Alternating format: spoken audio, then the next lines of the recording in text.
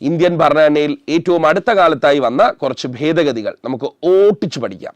102 ഭേദഗതി, national commission for backward classes, ദേശീയ പിന്നാക്ക വിഭാഗ കമ്മീഷനാണ് 102 ഭേദഗതി. എന്താണ് 103 ഭേദഗതി? EWS ആണ് 103 ഭേദഗതി. എക്കണോമിക്കലി വീക്കർ സെക്ഷന് 10% സംവരണം വിദ്യാഭ്യാസ സ്ഥാപനങ്ങളിലും തൊഴിൽ മേഖലയിലും ലഭിക്കുന്നതാണ് EWS എന്നതുകൊണ്ട് അർത്ഥമാക്കുന്നത്. എന്താണ് 104 ഭേദഗതി? ആംഗ്ലോ ഇന്ത്യൻസിനെ ലോക്സഭയിലും നിയമസഭയിലും നോമിനേറ്റ് ചെയ്യുന്ന സമ്പ്രദായം അവസാനിപ്പിച്ചത് 104 ഭേദഗതിയിലൂടെയാണ്. എന്താണ് 105 ഭേദഗതി? 105 ഭേദഗതി പ്രതിപാദിക്കുന്നത് 102 ഭേദഗതിയിലൂടെ ദേശീയ പിന്നാക്ക വിഭാഗ കമ്മീഷൻ നിലവിൽ വന്നു. എന്നാൽ ഈ പിന്നാക്ക വിഭാഗങ്ങളെ തീരുമാനിക്കാനുള്ള അധികാരം 102 ഭേദഗതി പ്രകാരം സംസ്ഥാനങ്ങൾക്ക് നഷ്ടപ്പെട്ടിരുന്നു. 105 ഭേദഗതി പ്രകാരം പിന്നാക്ക വിഭാഗങ്ങളെ തീരുമാനിക്കാനുള്ള അധികാരം സംസ്ഥാനങ്ങൾക്ക് പുനഃസ്ഥാപിക്കപ്പെട്ടു.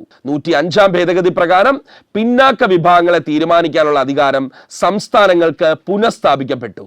എന്താണ് 106 ഭേദഗതി? 106 ഭേദഗതിയിലൂടെയാണ് ലോക്സഭയിലും നിയമസഭയിലും 33% സംവരണം സ്ത്രീകൾക്ക് അനുവദിക്കപ്പെട്ടത്.